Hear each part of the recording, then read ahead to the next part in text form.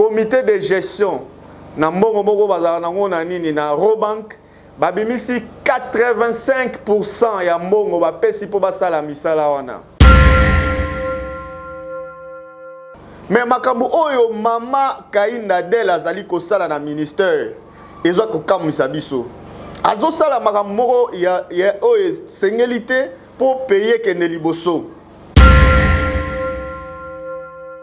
Lettre oyo bakomaki le 31 janvier za ba français, oyo bakomaki le 17 décembre eza ya ba russe ou bien eza ya ba belge ou bien namoni ba euti Angleterre et pas reine Elisabeth. Non, tout soit quand même makambo sérieux puisque pays na biso tokobongisa ngoka biso moko. Eloko nini azo gagner quand on va dire silence. Silence sournois, qu'est-ce que ça traduit? Qu'est-ce qu'elle gagne en gardant silence? Le document est clair, c'est clair. C'est clair comme de l'eau de la source. Comme l'eau de la source. Et au monde en a que non. Contrat, et ça qui contrat moko léonin pour na koyiba mbongo ya mboka. Correcteur News TV, Awande correction, il y a news tout. Donc Awande, on assure quoi. Suivez Correcteur News TV pour avoir toutes les informations crédibles et fiables. Correcteur News avec Yemoko Rachou. Rachou, la caramel, check.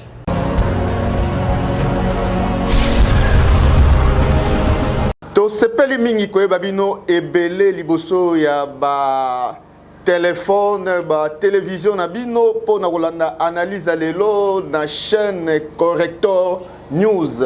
O epesa bino ba information ya solo sur toute l'étendue ya République démocratique du Congo pe na makambo ezali koleka libanda.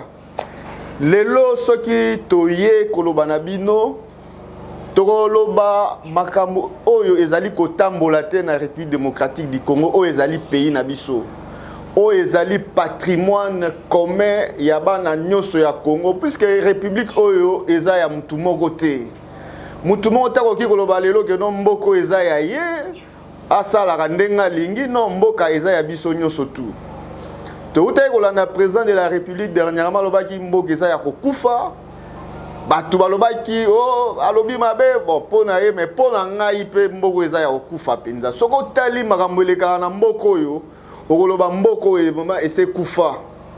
De tikali kaka un jour tozwi yango tokundi yango so tokende kundela na Chine soki wapi ou bien na Russie lokole ya munene tolika ta pays ya munene tokundi yango ata na Russie toke kunda RDC.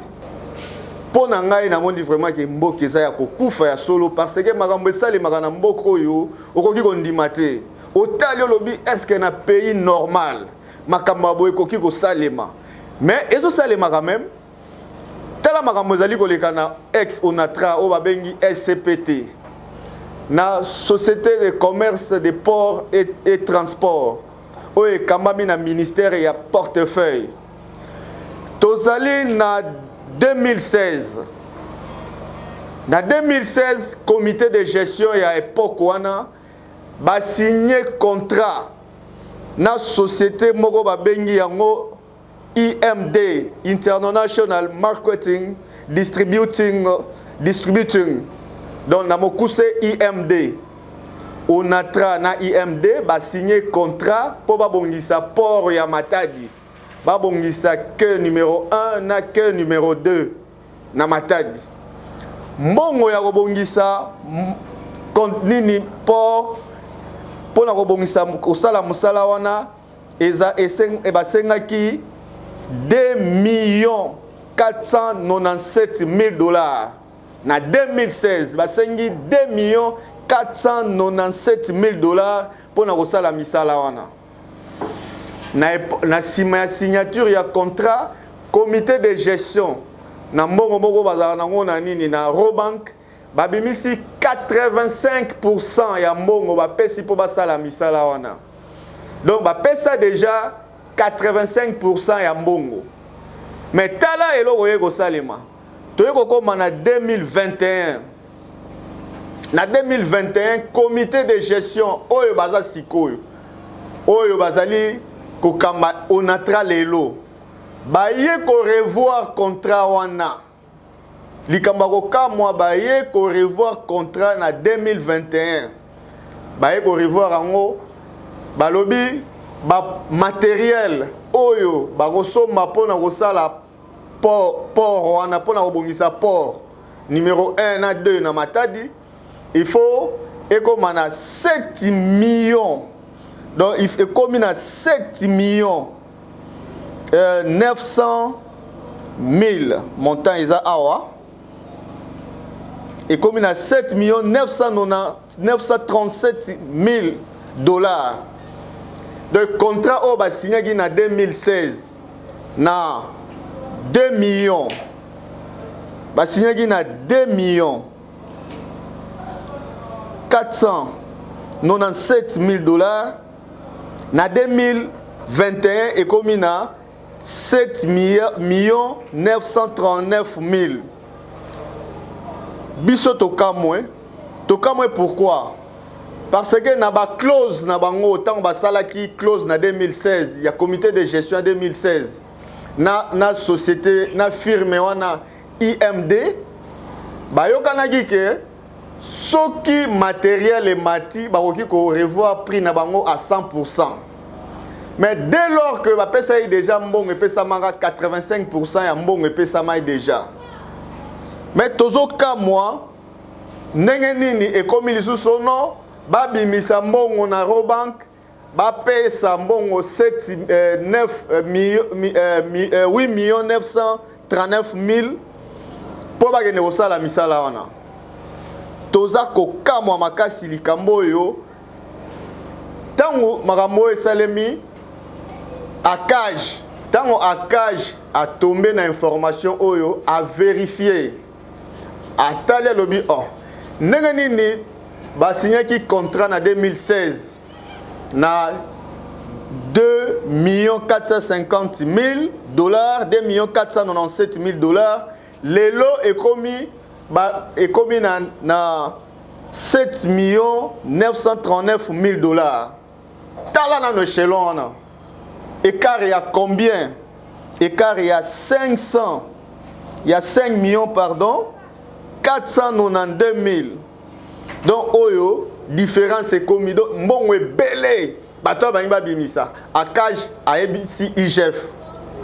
IGF fatality alors non ezalaka bongo te. A comme les ministres à portefeuille. A comme les ministres à portefeuille, a comme qui le 17 décembre, a comme les ministres à portefeuille à ABC à lobby, bas sur soir contrat wana. Et puis balongola bas suspendre comité de gestion. O ezako kamba onatra pour na ba magui parce que ba signer contrat ba salaki ba magui ba manœuvre pour ba matsambongo wana bango balabino il faut ko punir bango ba komi lettre ba pesi ministre ba tineli ministre ya portefeuille madame Adèle Kainda ba komeli le 17 décembre 2021 mama wana lobi ye lokola azali nzambe ya RDC mutako simba e azate ye azasoki nani na ebite azui lettre wana avandeli yango classé on a tiroir toyeko koma le 31 janvier 2022 kalamingi teao IGF ekomeli lisusu mama oyo bayebise balobi barapele balobi mais ndenge nini makamoto komaki le 17 lelo ozo appliquer yango te mama oyo avandeli kaka lettre wana ti lelo tokomi lelo tozo tourner mission oyo toza le 7 février mama wana lingi kosali la décision oyo IGF ezo quitter IGF eza na compte ya président de la République eza na présidence donc soki Gilles Alingeti a lobby likambo eza neti président de la République muta lobby eza émanation ya présidence puisque soko tali na ba lettre oyo euti na inspection générale des finances bakomi na en tête awa présidence de la République. Donc, le président de la République, Moutou, a commis lettre wana, a tineli, ministre pour avoir des sanctions envers le comité de gestion ya Onatra. Mais qu'au cas moi, comité de gestion, on est composé na nani? Ils allaient composé na président du conseil d'administration, na PDG, donc na DG, pardon. DG, bah on y a ba AI ba intérimaire. Mais makambazo ça là, on dirait baza ba définitif, baza ko yiba mongo ya l'état, na on a travaillé tu baza soki na 36 mois ba futa magate. Ole batela na nous dossier ya batu kuna ba nini ba riere wana bango baza ka retourner ba ko sala ba magui pona ko yiba mongo ya l'état. Mais si ko eloko tozo kamwa pona nini ministre ya portefeuille azali ko garder silence. Azolobe côté na lettre au batindelier au lieu à répondre même na IGF que non tala na kosala boy na kosala boy azo répondre te à garder silence radio tozo kamwa makasi na likambo yo tozo kamwa siko biso toza ko mituna vraiment toza ko mituna est-ce que mboka etambolaka boy. Pourquoi ministre ya portefeuille azo sala makambu oyo et pourtant azali mutu ya parti o babeng allié ya AFDC. Donc azana compte ya na mandat ya AFDCA. Na kota na bango ne azana gouvernement. Mais toyebi ndenge ndeko bati lukwebo azali ko kamba azali autorité morale ya plateforme ana ndenge asala ka makambu na ye alingaka makambu etambola na aliment alingaka droiture.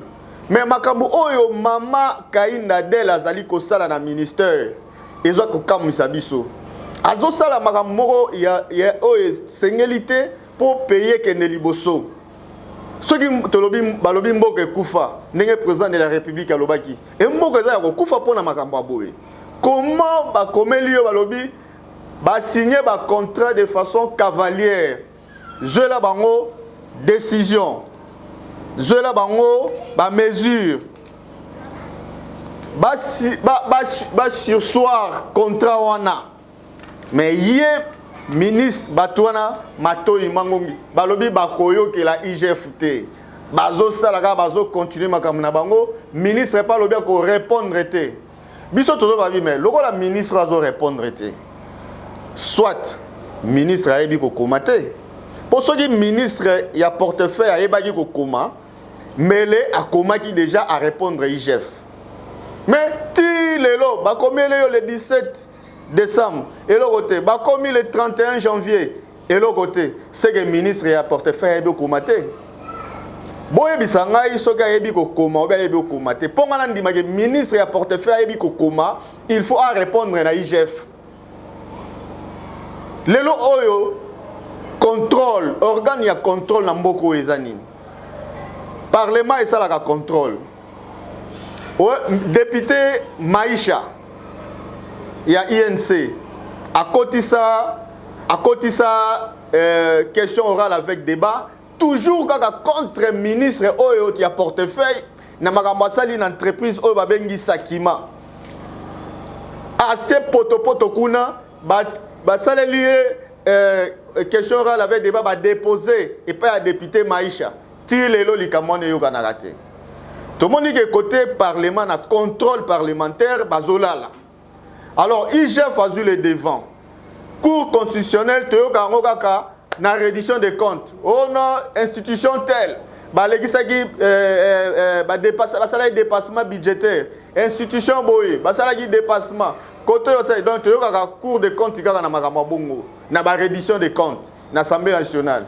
Rapport à Cour de compte et rapport à Cour de compte mais Cour de compte a contrôlé azo ça le côté Assemblée nationale bazo contrôler tokotika la jamais goyoka Assemblée nationale et l'ongoli ministre moko tel tokotika la jamais goyoka oh ministre boye azaki inquiété DG boye azaki inquiété na Assemblée nationale tala likamneti ya ram ba député ba lobby leo na tongo bakatinga unité.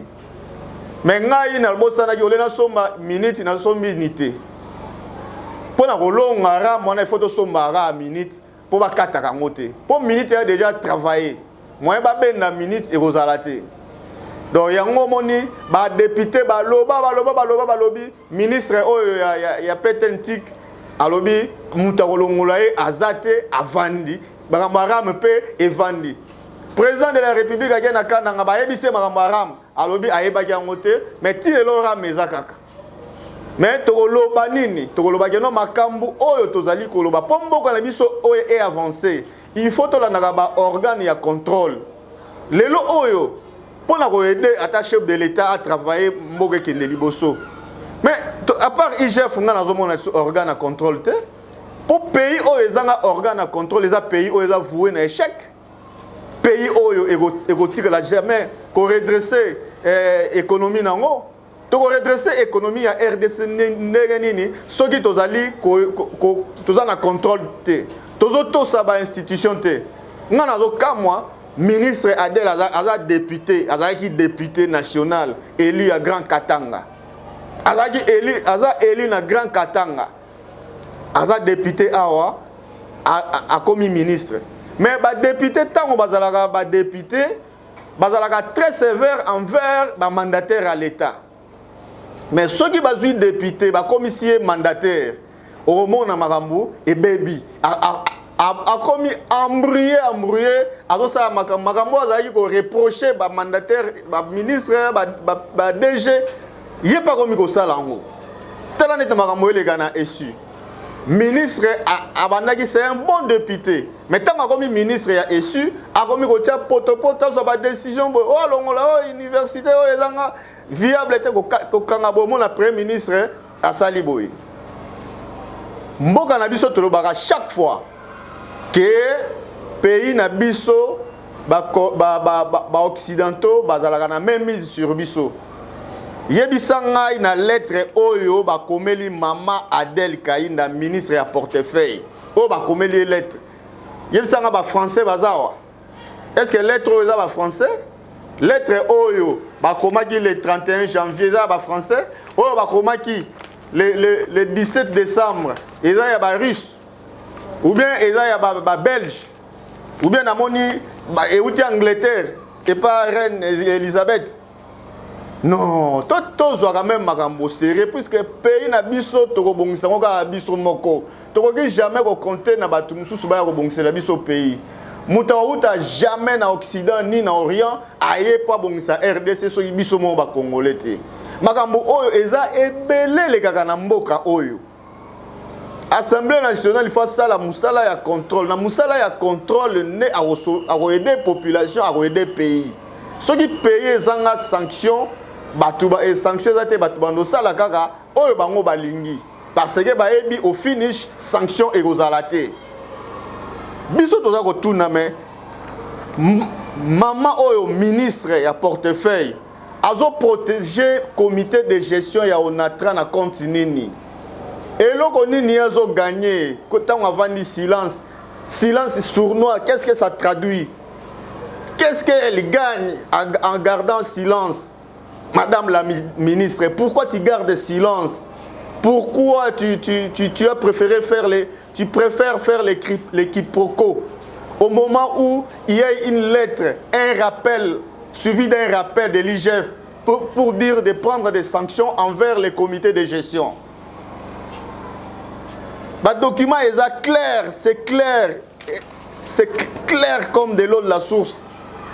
Comme l'eau de la source. Et au monde en a que non, contrat, ils ont dit contrat moko léonin pour na koyiba mbongo ya mboka. IGF a kanga intercepté na aide ba antenne na e ba cage peso sal en tout cas. Félicitations na bandeko ya cage na ndeko ya IGF musala bazali ko sala pona ko aider mboka avancer liboso. Pona ko aider président de la République pe akoka kozo makoki pona kozo mbongo ko sala banzela ya ko sala ba port ba pont pona ko aider population e o bazana na place ya misika bakangami bazwa moyen ya ko ya koteka ata biloko na bango batu so mona azana mboka neti bagata pour abimisa biloko elongwa na bilanga ekoma na ba centre ya consommation nzele zate mais ba nzela na tokozongo na mbongo ndenge ni soki tozosala toujours désordre na mbongo à l'état soki tozo tia toujours kanyaka to pe corruption ezosala kasi na niveau bakonzi oyo baa na likolo nga nalobi ministre ya portefeuille ayebi makambo mpo soki ayebaki makambo te alingaka azwa déjà sanction tala eloko oyo IGF asengaki na ministre alobi au regard des multiples irrégularités constatées et dans les soucis de sécuriser les deniers de la SCPT-SA, je suggère wana aligné tazoloba alobi suite ya ba irrégularité oyo ezalaki na constaté na contrat, il suggère à votre autorité la prise de quelques mesures urgentes, notamment celles consistant à surseoir à l'exécution du contrat numéro 46F036/2. Contrat Oyo, Onatra a signé qui na IMD Corporation. Firme wana privé Oyo, il fallait ça la misala ya Robongisa, port ya Matadi. Quai numéro 1 na quai numéro 2. Ba sursoir contrat wana vu ba irrégularité. Asengi ba sursoir contrat. Mais ti lelo contrat wana eza surcité, eza kaka bongo ezo continuer. Asengi na ministre lisusu alobi ouvrir une action disciplinaire à charge du président du conseil d'administration AI monsieur Mbo Mundengi Emmanuel. Monsieur Mbo Mundengi Emmanuel oyo aza ko boma penza Onatra. Oyo alobi azio Onatra neti boutique na e même ngai ta nazala na kiosque na nazala mela ba koka bongo te. Kaka so na yoki mulunge na zui koka na fongoli na meli non na ebi air na romela koka. Donc bazo gérer Onatra neti kiosque moko boye. O bazo sala na ndenge balingi. Tala Onatra ndenge kufi batu bakomi na ba retard ba arriéré ya ba 36 mois. Bazo bengana na bandaku. Place bazo futela. Baza bien te bana kotanga bazo bengana bango na ba kelasi. Mais tokotonga mboka ndenge nini.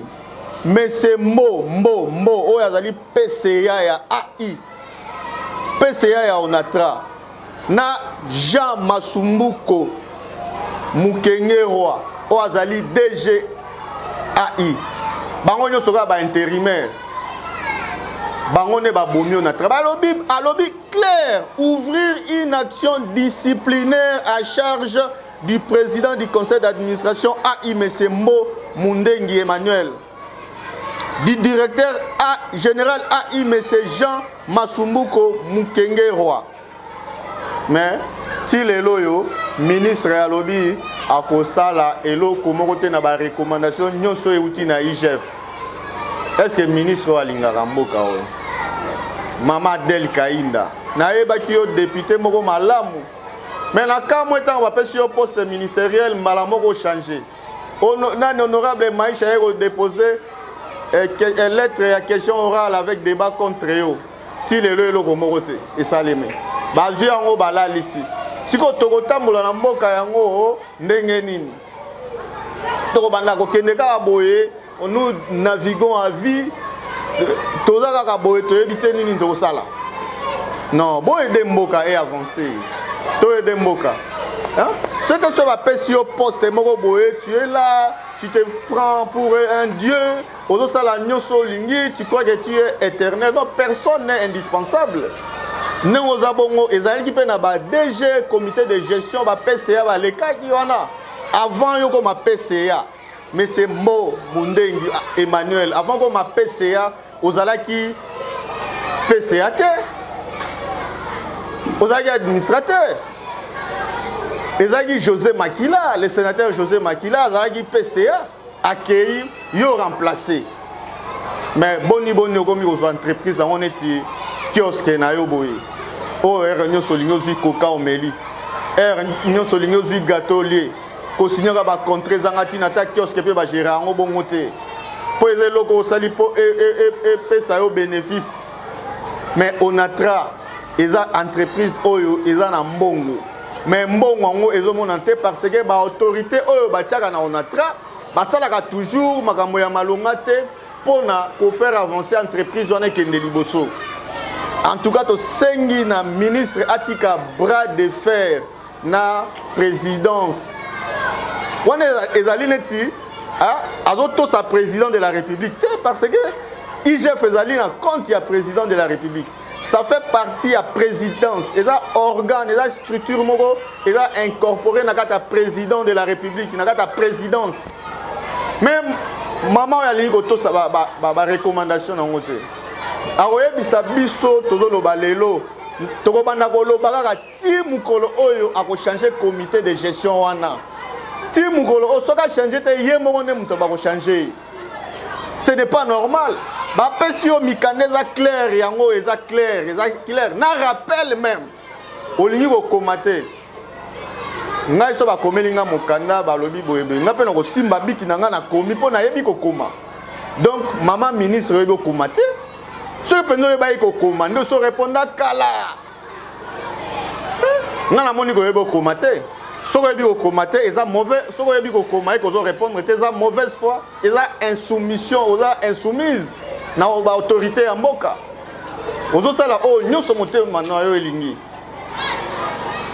Ozo sala nyoso motema na elingi. Alors ngai eloko na koki komitu na penza ya makasi. Ezali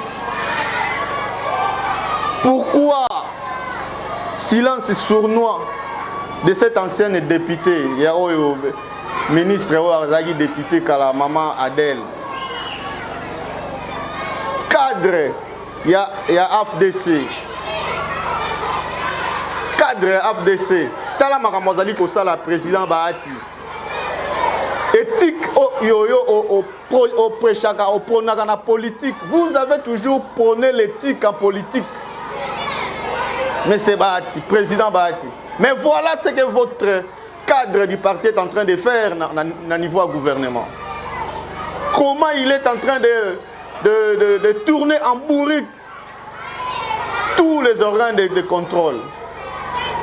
Basa baya na parlement na makamba sakima azomona na te.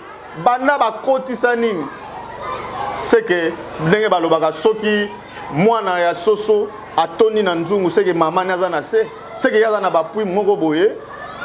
Aza incontrôlé, Aza électromoko libre, elle fait ce qu'elle veut. Après biso mongo trobanda koloba, oh non, ba occidentaux, dolinga ba occidentaux bazo tungisa moko ba occidentaux bazate ya. Occidentaux zate tango ba komeli IGF a komia japonais moko azawate. Tango IGF a komeli bato yo ya ba onatrao makamno surtout komeli bango tala ba copier bela tindi. Atindi à son excellence, mais c'est le président de la République, chef de l'État. À son excellence, mais c'est le premier ministre, chef du gouvernement. À son excellence, madame la ministre, mais c'est le directeur général de l'autorité publique, tout ça. Et intersyndicat de la CPT, de SCTP. A komeli bango nyon sota tineli bango ba copie. Mais il y a des lettres et commis et panzani. Mais il y a pour répondre, t'as la sabotage, t'as la degré à sabotage. Après, tu as le bao, ça les coups d'État. Les Africains, ils ont avancé, les Occidentaux sont derrière nos échecs. Ou les Occidentaux ne sont pas là. Il y a une responsabilité à Premier ministre. Ah, oui, Premier ministre, on sait qu'on a Premier ministre. Logo la lettre va passer ça qui est copie à ça la nenge IGF fasengi IGF fazo sala musala na kitoko alinge tiji la zo sala musala moko bien azo sala musala nezo mona na miso bato azo contrôler azo kanga banini bien que ça passe mais azo bunda mais oye mona ni clair na miso na zui kutu ba papier oyo na internet je me suis documenté na tena bino comment je vais aider mon pays. Je me suis documenté, on a souffert ma brochure pour s'éparpiller. Et puis je suis en train de préparer des articles pour un journal, puisque sous forme d'analyse, puisque Mboka Kotambo la beauté, tant que ça c'est que tout ça va complice. Il y a bateau ça la mabe. Mutu oyo agardaka silence face à ma belle azomona c'est gaza complice. Oko le kananzelo moni Tout le monde a bêta moi il y a 5 ans, Nanzela yo kanyi maboko leki, oza complice, yo pozo bêta moi na wana. Soko bêta moi te, kene ko kolonga moi na maboko mutu wana ya mabe. Si s'agit ko bêta même mutu wana zo bêta, bêta e mutu wana. Pas ko bêta moi na 5 ans te Nanzela. Pas ça même moi na été. Donc il faut tout aider pays oyo na ba analyse ya boye. Na ba analyse ya boye. Alors, jusqu'où ira-t-elle, madame la ministre? Ozo kende boti wapi, okangi misu, okangi matoyo lobi okome insensible dans la lettre ya IGF.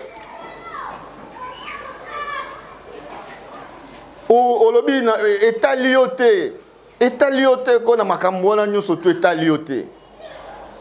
Mama mboka etambolaka boye te. Oyebi mokili oyo bato babanda baleka avant yo wana bamsu baumela baza api lelo. Yo kanisi yo ndo tikala na libela. Poso ba pesi yo décision sala boye olingi ko sala te. Les hommes okano boye olingi te. Sanctionner bato wana olingi te. Siko yo olingi sala nini? Oyezo sepelisa yo. Olingi sala nini? Est-ce que oyezali incompétence yo tonini? Soko za incompétente. Oh, nze porte za polele o démissionné o tikidini. Batu basali mabe monani na miso batu boyo lobité o sala eloko moko te o tiki bango on est pourtant ba komeli o ba enquêter ba moni que non ba irrégularité za ki mingi na ba contrat wana. Eloko elongwe mala moko na 2 490 000. Elongwe na 2 millions na 2016. Montant 2 497 000. Mala moko ouf 7 millions, ça doit être 8 millions. Et là, on a 2 millions et demi. Allez, malamo comme na 8 millions. Est-ce que c'est normal? Est-ce que c'est normal? Au pays, on a nini. Surtout le big que nous avons gondwana, oh to fingi mboga. C'est clair. Oza ministre ba futaka yo na fendi. Oza DG, oza PC, oza. Mais pourquoi bolinga ka kocha maboko na libenga ya l'état? Kocha libenga na liboko ka na poche ya l'état po ozwa mingi otonga osala boye. Oh, boko lobisa biso ti wapi? Mboka oyo esi ekufaki nango. Mboka oyo ezaya kokufa. Mais il faut résoudre ça la pona hôtel mboka batu musu bazo ko zongisa on a se. Hein? Ezaneti mutozo linga mata yo simi na ligolo kita. Donc yo simi pays na ligolo ezonga na se. Oh ya kimtema mabe. Ya kimtema mabe. Non, ozo obstruer même les actions du chef de l'État, mais aux membres du gouvernement. Oh, donc vous êtes très puissante, madame. Vous êtes très très puissante. C'est pas normal. C'est pas normal. La ministre d'État, Adel Kainda, a yebi likamuna dossier oyo. Na lobby on a répété ayebi likamuna dossier puis ngande naza boy na robanga mutute puisque boza na place à ochangate naza en tant qu'analyste na journaliste je parle mutu mo na place à ochangate. C'est pas normal. Mboka tambolaka bongo te. Mboka tambolaka na aliment na droiture. Mais soko monique zo simba te. Démissionnez. Démissionnez, madame. Votre place, c'est la démission. Ce que vous pouvez faire de mieux, c'est de démissionner. Puisque vous êtes capable de recevoir des décisions selon c'est que oyebi likamuna dossier wana. Ngana kolobana oyebi c'est koyebi. Pas muto oyebi likamute akoki jamais ko protéger batu. O protéger batu na continue. Biso pona kosukisa tokomi na émission komi na kota suka pona kosukisa opinion na biso ezali nini to lobake Congo ezali patrimoine ya biso nyonso tout balobaka na anthropologie culturelle. Si vous n'avez pas de fesses pour vous asseoir, cherchez-en d'autres. Si vous n'avez pas de fesses pour vous asseoir, cherchez-en d'autres.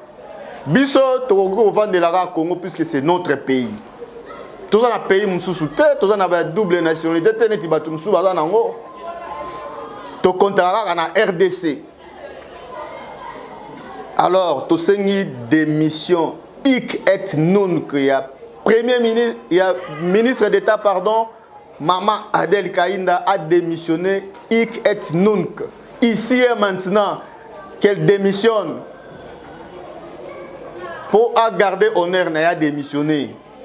A démissionné na ba collabo na Emi Balé. A démissionné na bango, a démissionné na ba collaborateur na Emi Balé.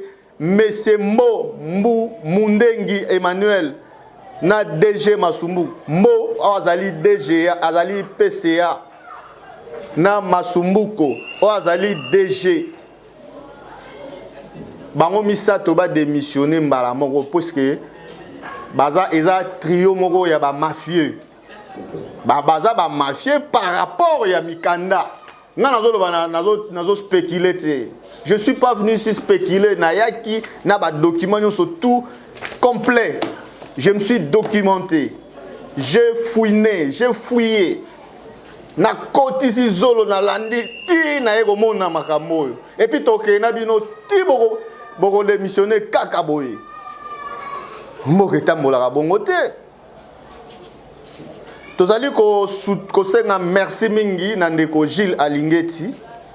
Oyo azali ko sala musala na ye na ndenge longo bani. Azali ko dénoncer pe ko lakis ko traduire ko tinda bato tina justice pour na ba gabegie financière oyo comme mode de gestion na RDC. Ben fort ndeko Gilles Alingeti azali ko sala ezali ko monana. Alors nzamba zala na ye a protéger et puis mutu nyonso oyo akoya ko tiela ye ba kale na musala azali ko sala akuta peuple congolais na nzela na ye. Akuta peuple congolais na nzela na ye. Mutamoni vraiment mafia sami boye ake na nzela moko ya calme ya boboto esi non suspendre bato na yo lobi tenga na suspendre ba. Oboyi même ko répondre. Attaquer de réception à Pamba. Oboyi. Oh maman. Mboga malembe mboga bachaka ba biceps ta. Bachaka paquet oche paquet ngam da makasi. Yazala raté mutamakasi yazala raté. Parce que soko za ceinture noire 5e dan sur avion ekoyi. Yo po okufaka na accident avion. Mutamakasi yazala raté. Mais yo lokolo mono za mutamakasi etalio. Et puis tant que démissionner wana bino misato le trio wana mafieux, les trios mafieux là. Tant que vous démissionnez, vous répondre na ba acte na bino, vous devez répondre de vos actes devant la justice, devant les cours et tribunaux. En tout cas, oyo towe ko loba na bino yango wana tosi to lobi. Merci mingi na équipe technique ya Corrector News o atikelinga espace pe ba accompagner na analyse ne banane bandeliti na suka to bino ma merci mingi. Merci na Neko Manubila, merci na Corneille Kasonga, oyo bazalaki bazwaki bilili pe ba bongisi ba image, merci na bango, merci Nenante Koloba na DG Rachou la caramel tobo sanité aimé élégance Olanda biso chaque fois à partir de Rotterdam. Botikala na kimia. Corrector News TV, Awande correction, il y a ba news tout. Donc, Awande, on assure quoi. Suivez Corrector News TV pour avoir toutes les informations crédibles et fiables. Corrector News avec Yemoko Rachou. Rachou, la caramel, check.